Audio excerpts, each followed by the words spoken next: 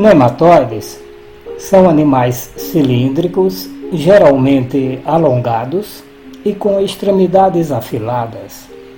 A palavra nematóide deriva do grego antigo, sendo resultante dos termos nema, que significa fio, mais ato, mais sufixo odes, o que significa organismos filiformes, ou seja, na forma de fio. Pertencem ao filo Nemata, possuem sistemas digestivo, excretor, reprodutivo e nervoso, mas são desprovidos de sistemas circulatório e respiratório. Com relação às exigências a oxigênio livre, podem ser aeróbios ou anaeróbios. São animais unissexuados, isto é, há machos e fêmeas, com um nítido dimorfismo sexual entre os dois gêneros.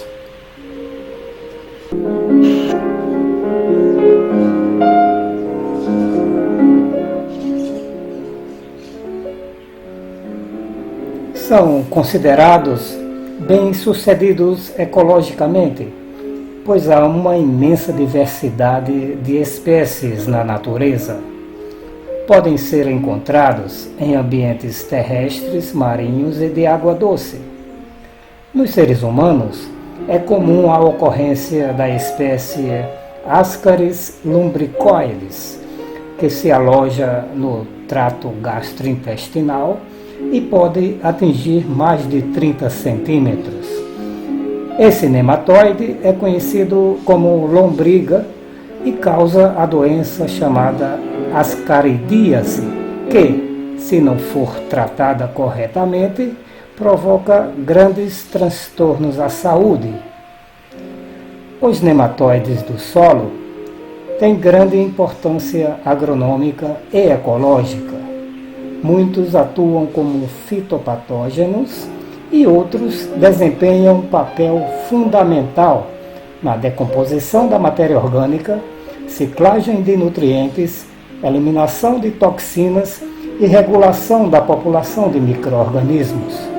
Por meio destas atividades, eles podem, em muitos casos, estimular o crescimento das plantas.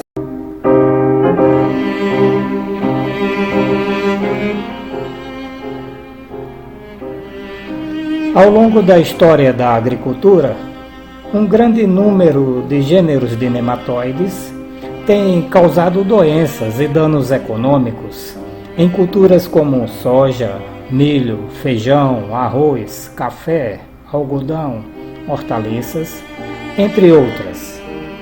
De acordo com o site agroruralnews.blogspot.com, os nematóides causam prejuízos de 35 bilhões de reais por ano no agronegócio brasileiro. Neste espectro de destruição, destacam-se os gêneros Meloidogene, Pratylencos, Heterodera, Rotilânculos e Radóforos.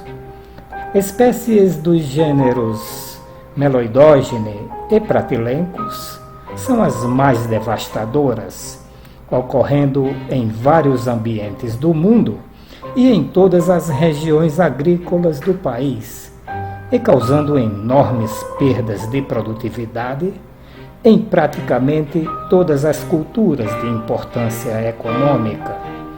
Por exemplo, no centro-oeste brasileiro, foram relatadas perdas de até 80% na produtividade da soja, causadas por uma única espécie, o Pratylencos brachiurus, um dos principais problemas da cultura na atualidade.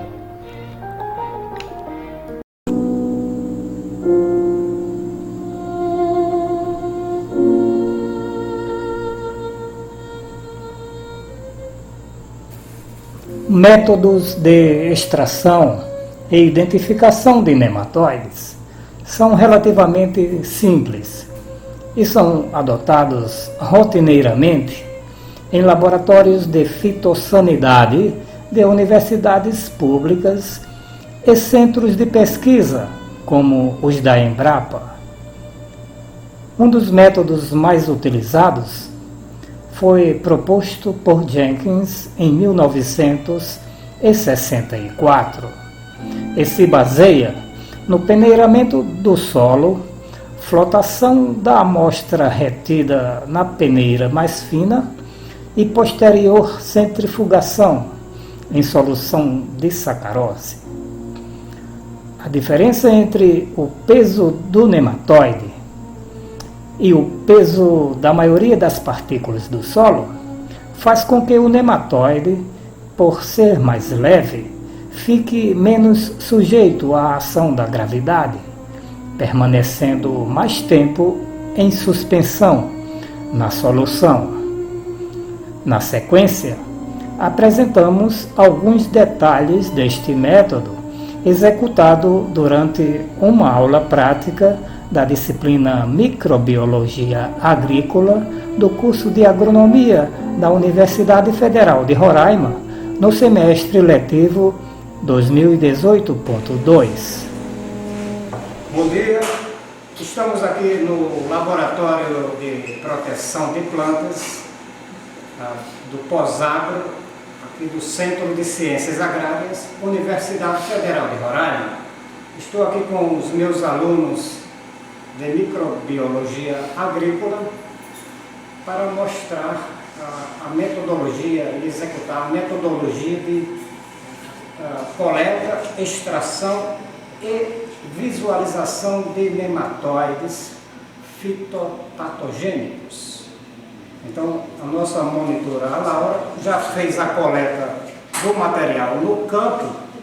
Essa coleta deve ser feita com algum instrumento que possa penetrar no solo, uma enxada, uma boca de lobo, um trado, para coletar os solos da região da rizosfera das plantas. A Laura coletou essa amostra de solo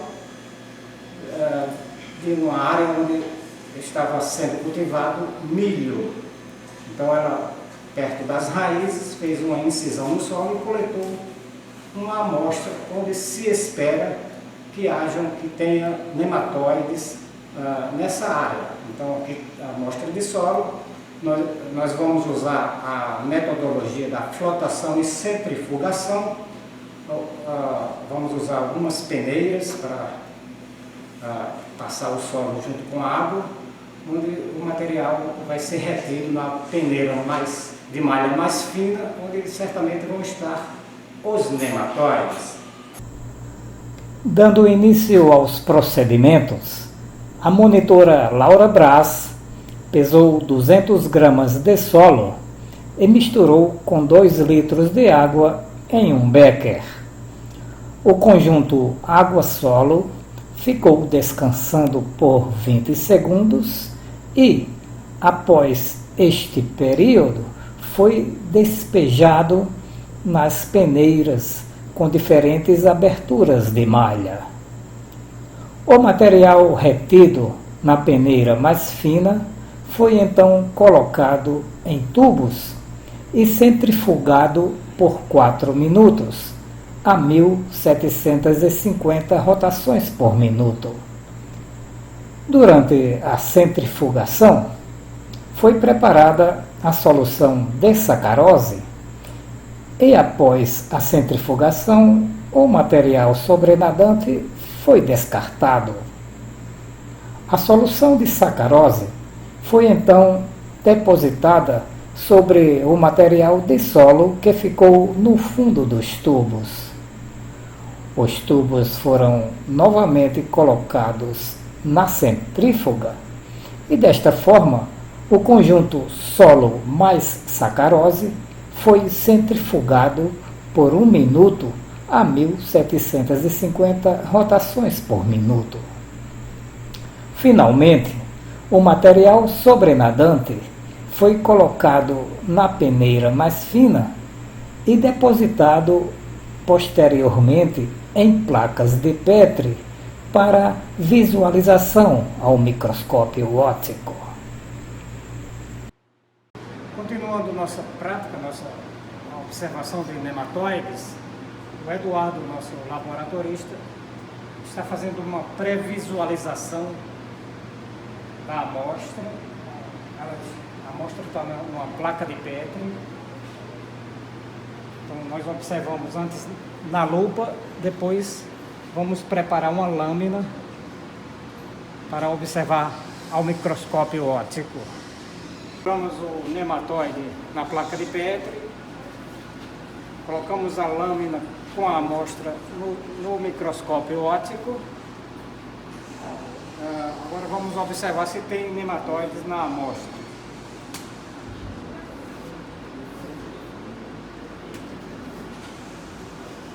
É possível observar um nematóide nadando na amostra. Vejam que o microscópio tem um celular acoplado, então nós podemos fazer imagens da amostra que está na lâmina sendo observada ao microscópio. Então vamos fazer essas imagens agora.